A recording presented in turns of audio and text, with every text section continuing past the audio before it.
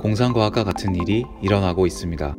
인간을 진료하는 로봇 닥터, 스스로 운전하는 자율주행차, 데이터로 정확하게 예측되는 인간의 소비 패턴과 행동, 사람, 사물, 도시, 국가와 실시간으로 소통하는 초연결 시대, 인공지능 알파고가 세계 최고의 바둑 기사를 이겨버리는 시대, 인류가 이제껏 겪어보지 못한 4차 산업혁명이라는 새로운 도전.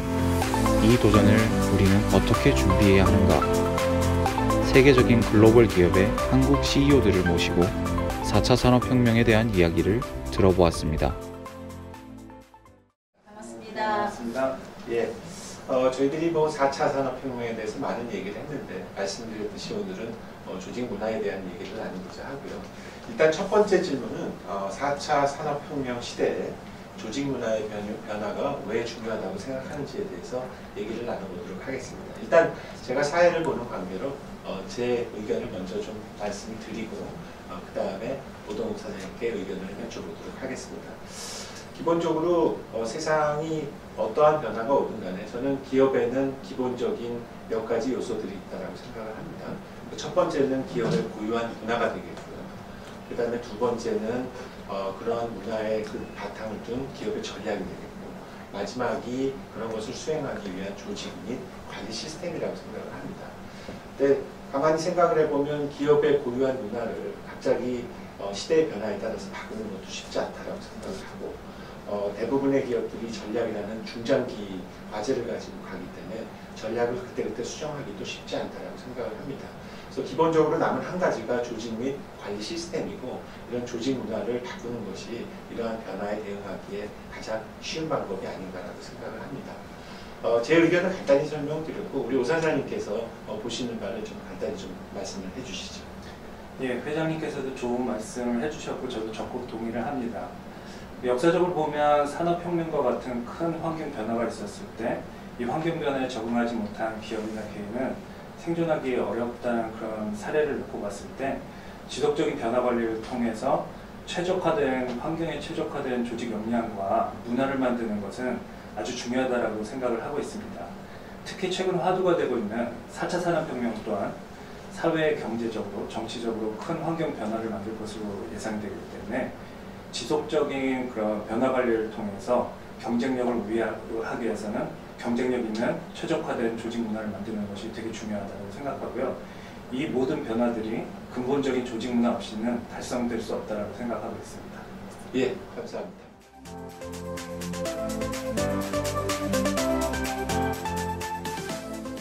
예, 그럼 이제 두 번째 질문으로 넘어가도록 하겠습니다. 두 번째 질문은 새로운 조직 문화를 형성하기 위한 리더십의 역할은 무엇인가 하는 것입니다.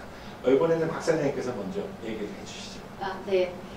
최근에 맥켄지 리서치에 따르면 리더가 주도적으로 그리고 솔선수범해서 어떤 변화를 이끌지 못한 그런 경우에는 대부분의 사례에서 그 변화에 실패를 했다라고 하는 발표가 있었습니다. 이처럼 우리가 어떤 변화를 하는 데 있어서 리더의 역할이 이제 매우 중요하다고 생각하는데요. 리더가 많은 영역에서의 어떤 역할이 중요하겠지만 그 중에서도 제가 오늘 말씀드리고 싶은 것은 세 가지의 역할에 대해서 말씀을 드리고 싶습니다. 첫째는 커뮤니케이션 리더의 역할입니다. 산업혁명의 변화에 따라서 조직은 가지고 있었던 비전, 전략, 그리고 비즈니스 모델을 바꿔야 되고, 리더는 이런 변화에 대해서 왜 바꿔야 되는지, 그리고 무엇을 바꿔야 되는지, 그리고 변화에 따른 가치 창출이 어떻게 되는지에 대해서 조직원들에게 명쾌하게 답을 제시를 해야 되고 방향을 제시해야 되는 그런 커뮤니케이션 리더의 역할이 중요하다고 볼 수가 있겠습니다. 그리고 두 번째는 컬래버레이션 영역이라고 생각을 합니다. 협업이라고 하는 것은 4차 산업혁명에 따라서 우리가 가지고 있는 여러 가지 현안들이 매우 복잡하게 얽혀져 있기 때문에 이런 현안들이 개인이나 혹은 그룹 혹은 기업에서 독자적으로 해결하기는 매우 어렵습니다. 그래서 내부적으로 외부적으로 잘 연결되어 있는 그런 협업을 이끌어내는 리더의 역할이 중요하다고 볼 수가 있겠습니다. 세 번째는 커미트먼트입니다. 조직원들이 잘 변화에 얼라인 될 수 있도록 잘 모티베이션하고 인스파이링 함으로써 변화의 커미트먼트를 만들 수 있는 그런 조직을 이끌어갈 수 있는 리더의 역할이 중요하지 않을까라고 생각하고요. 정리해서 말씀을 드리면 리더가 갖춰야 될 역할 중에 특히 중요한 것이 collaboration, communication 그리고 commitment 역할이 아닐까 이렇게 생각을 합니다. 아유, 좋은 말씀 감사합니다. 이번에는 오동욱 대표님의 의견을 좀 들어보도록 하겠습니다. 박 사장님께서 워낙 정리를 잘해주셔서 어떤 부분을 좀 첨언을 해야 될지 약간 고민스럽긴 하지만 저 역시 그 박 사장님 얘기하신 것처럼 직원과의 소통이 그 무엇보다도 중요하다고 생각합니다. 리더의 가장 중요한 역할은 직원들에게 왜 우리가 변화가 필요하고 변화가 나한테 어떤 의미가 있는지 이런 부분을 충분히 납득시키고 인게이지먼트 하는 게 중요하다고 생각하고요. 이런 소통과 이해를 바탕으로 참신한 아이디어가 나왔을 때 편견 없이 이걸 받아들일 수 있는 그런 건설적인 토론의 장을 만들고 또 좋은 아이디어가 나왔을 때 실패의 두려움 없이 실험과 도전을 통해서 지속적으로 성공을 만들어낼 수 있는 리더십을 몸소 실천하는 것이 실제로 많은 도움이 될 것이고 리더의 중요한 역할이라고 생각합니다. 예, 좋은 답변 감사드립니다.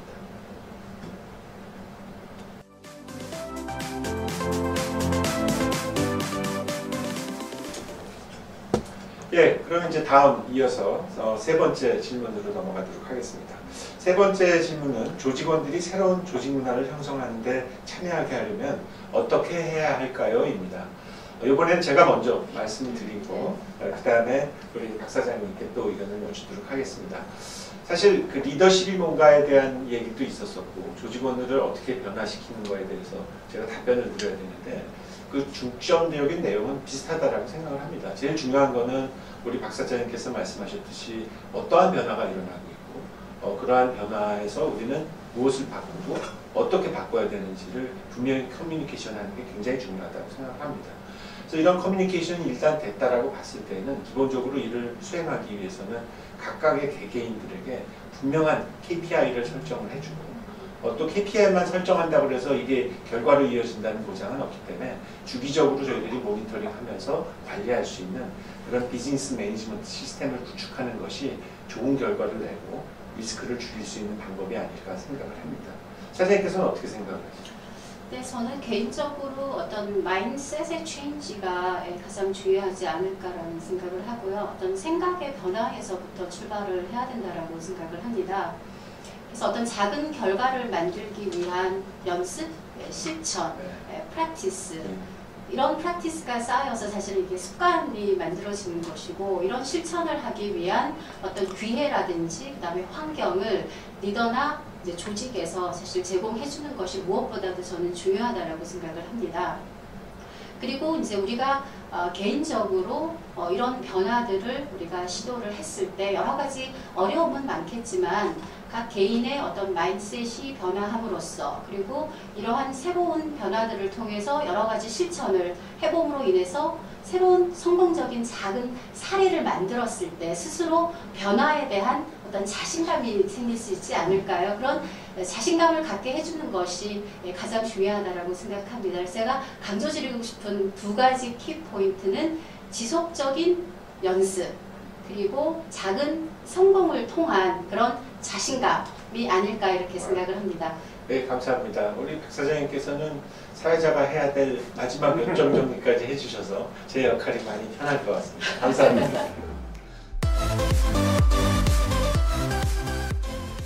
마지막 질문으로 넘어가도록 하겠습니다. 마지막 질문은 조직 문화를 바꾸기 위해서 실제 기업들에서 진행했던 사례인데요. 파이저나 아니면 PTC의 경우 먼저 오 사장님부터 회사의 사례가 있으시면 좋은 사례를 소개해 주시기 바랍니다. 네, 저희 화이자의 사례를 좀 공유하고자 하면은 저희는 전사적으로 지유 고하를 막론하고 최상의 결과를 만들어내기 위해서 전 직원들이 자유롭게 얘기할 수 있는 그런 스트레이트톡 문화를 권장하고 있습니다. 그래서 적극적으로 이것을 권장하기 위해서 우리 스트레이트톡 코인이라는 것도 만들어서 전 직원한테 나눠주고 상황에 구애받지 않고 좋은 의견이 있을 때 언제든지 얘기할 수 있도록 이런 문화도 적극 권장하고 있고요. 또 기업 전체로는 보면 혁신적인 아이디어나 실험 정신을 고취하기 위해서 Dare to Try 프로젝트라는 것을 하고 있고 해마다 이런 좋은 아이디어의 성공을 레코그나이즈하는 그런 Dare to Try 어워드도 선정을 해서 전사적으로 직원들에게 이런 도전의 정신을 적극 권장하고 있습니다. 또한 전사적으로 이런 조직 문화의 변화가 우리가 원하는 전략적인 방향과 잘 맞아떨어져서 진행되고 있는지 모니터링하기 위해서 해마다 전 직원을 대상으로 서베이를 하고 있습니다. 그래서 우리가 측정하는 주요 조직 문화의 지표인 스트레이트톡이라든지 소트풀 리스크 테이킹이라든지 우리가 Get Things Done Easier와 같은 주요 지표들을 지속적으로 모니터를 해서 해마다 나오는 이 결과를 바탕으로 우리가 개선을 위한 팔로우 액션 플랜들을 해마다 실행해 오고 있습니다. 감사합니다. 이번에는 박사님께서 좋은 사례를 좀 소개해 주시죠. 네, 저희 PTC는 1985년 보스턴에서 소프트웨어 회사로 출발을 했습니다. CAD PLM 솔루션 프로바이더에서 시작해서 지금은 명실상부한 IoT, AR 마켓 리더로 성공적으로 변화를 하고 있는 회사인데요. 최근에는 그 매사추세츠 주에서 선정한 가장 일하고 싶은, 일하기 좋은 회사로 선정되기도 했습니다. 오늘은 저희 PTC 코리아에서 여러 가지 조직 변화를 실행하고 있는 몇 가지 케이스에 대해서 제가 공유드리고자 합니다. 첫째는 스마트 오피스입니다. 모바일 오피스 환경을 운영함으로써 특히 영업 직원들이 보다 유연성 있게 생산적으로 일을 할 수 있는 그런 업무 환경을 제공하고 있고요. 그리고 협업 공간, 콜래보레이션 존이라고 하죠. 이런 것들을 통해서 보다 자연스럽게 소통과 어떤 협업의 공간을 만들어주는 그런 스마트 오피스를 운영을 하고 있습니다. 그 다음에 두 번째는 저희가 2주에 한 번 금요일 오전 8시 30분에 프라이데이 모닝 커피독 시간을 가지고 있습니다. 이 시간을 통해서 각 개인 또는 팀 혹은 저희 회사가 가지고 있는 여러 가지 현안들에 대해서 디지털 띵킹 메서돌로지를 이용해서 보다 이노베이티브하고 프레시한 그런 해결책을 찾는 시간을 가지고 있습니다. 그리고 세 번째는 Take a Fresh Look at Things라고 하는 컨테스트를 하고 있는데요. 1년에 2번 각 팀들이 실제 실현하고 있는 그런 변화들 중에서 가장 이노베이티브하고 프랙티컬한 결과를 만들어내는 그런 변화를 한 팀들을 대상으로 저희가 시상을 하고 있습니다.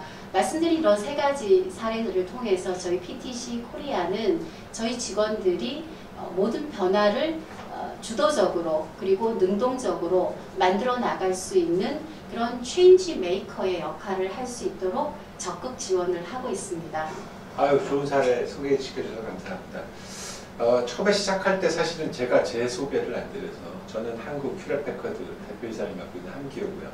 퓨렛패커드는 이제 거의 80년 가까운 역사를 가지고 있고 미국의 실리콘밸리의 벤처기업 1호로서 아직까지도 남아있는 기업이기도 합니다.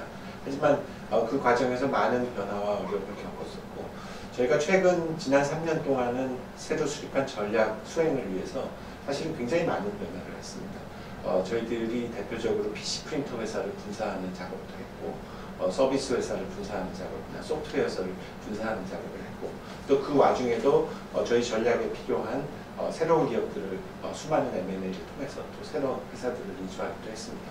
이런 과정에 저희들은 조직 문화 변화를 위해서 최근에 HPE Next라는 이니셔티브를 진행을 하고 있습니다.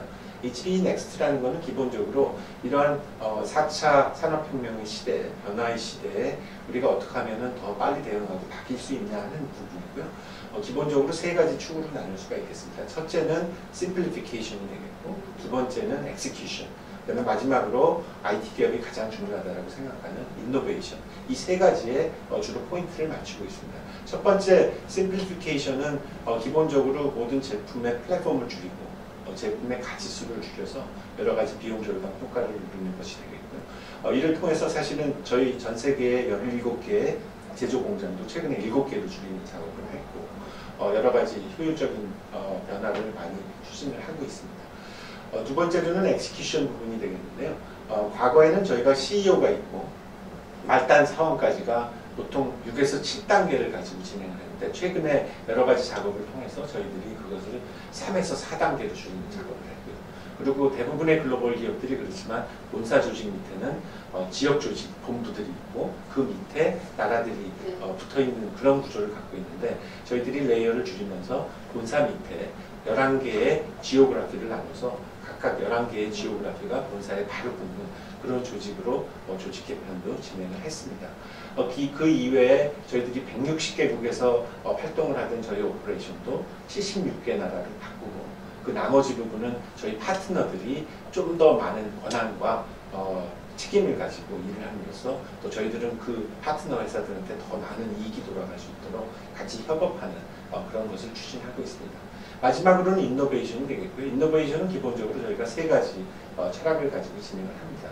저희들이 자신 있고 경쟁력 있는 제품은 지속적인 투자를 통해서 경쟁력을 계속 유지해 나가는 부분이고, 두 번째는 그럼에도 부족한 것은 시장에서 저희들이 M&A를 통해서 인수하는 작업을 하는 부분. 마지막으로는 사실 가장 중요한 부분이 되겠는데, 어떤 기업도 혼자서 모든 것을 다 할 수는 없다라고 생각합니다. 그래서 마지막은 저희 파트너나 여러 회사들과 협업을 통해서 그런 인노베이션을 만들어가는 세 가지 축으로 조직 변화를 추구해 나가고 있습니다. 뭐 장황하고 긴 내용이지만 저희 사례, 그다음에 또 다른 회사들의 사례를 소개시켜드렸고, 오늘 하여튼 뭐 짧은 시간이지만 4차 산업혁명의 마지막 4부 조직 문화에 대해서 바쁘신데도 시간을 내주시고 좋은 말씀 해주신 노동욱 사장님, 박혜경 사장님께 다시 한번 감사의 말씀을 드립니다. 네, 수고하셨습니다. 감사합니다.